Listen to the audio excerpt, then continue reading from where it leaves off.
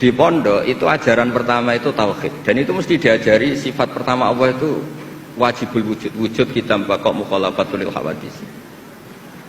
Dan mereka sering beri contoh. Kenapa tafsir Munir Bismillahirrahmanirrahim pertama yang diterangkan oleh tafsir Munir Senawi Al-Jawi. Kenapa Al-Quran dimulai dari ba, dan ba dimulai ada titiknya satu. Itu Allah seakan-akan mau maklumatkan bahwa awalu hadil mawujudat adalah nuqtah wahidah. Pertama wujud, kamu gambar apa saja, saya sering cerita ini tak ulang-ulang, kamu gambar apa saja, entah gambar jelek, entah bagus, tetap dimulai dari satu titik. Angka 1 juta sampai 1 miliar 1 triliun tetap dimulai dari angka 1. Sebab itu bak di situ kata Syekh Nawawi adalah bi kana makana wa bi yakunu mayakun. Dengan saya kata Allah yang ada menjadi ada, yang mau ada saya yang mengadakan.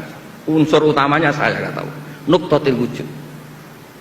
Artinya gini, andaikan kita neladani tafsir-tafsir yang ada di Indonesia, kita ini pasti menguatkan akidah. Bukan menang kalah urusan sosial, urusan itu kedua ketiga lah, syukur-syukur menang. Tapi kalau kita paksakan itu yang nomor satu, pasti kita sering kecewa. Itu rektor UI itu mesti miskin tuh dibanding pengusaha-pengusaha Jakarta itu. Itu kalau nggak terima, saya ini rektor Universitas Islam, masa kalah kaya, kan repot nanti sedih. Tapi barokahnya qanaah, alhamdulillah gak apa-apa. Ya jadi jelas ya di sini beliau ngendikan yang menang hujah itu fa innaha mustamirratun abadan. Logika itu mustamirratun abadan. Dalam kitab Fathul Bari sarahnya Shahihul Bukhari dijelaskan kemenangan umat Islam itu iltidza dan aklian. Kita punya akidah yang secara akal tuh nyaman. Coba Anda misalnya jadi muslim, Anda mungkin profesor, kayak alim, kayak top, terus ditawari satu teori begini, hadil maujudat khalaqahal adamu misalnya, ini yang alam nyata ini penciptanya adalah ketiadaan, kamu pusing 7 keliling, ini gimana sesuatu yang ada kok penyebabnya ketiadaan. Sebab itu dulu ada sahabat namanya Jubair bin Mut'im, itu tokoh besar di kafir Quraisy. Saking tokohnya dia yang jadi utusan untuk membebaskan Asra Badrin, tawanan Badar. Pas dia nginep di masjid nunggu ketemu Nabi, Nabi pas sholat maghrib baca wattur wa kitabi mastur firroqim mansur, didengerin sama dia sampai pada ayat am khuliqu min ghairi syai'in am humul khaliqun. Masa alam raya yang seluas ini kemudian diciptakan tanpa sebab yang ada?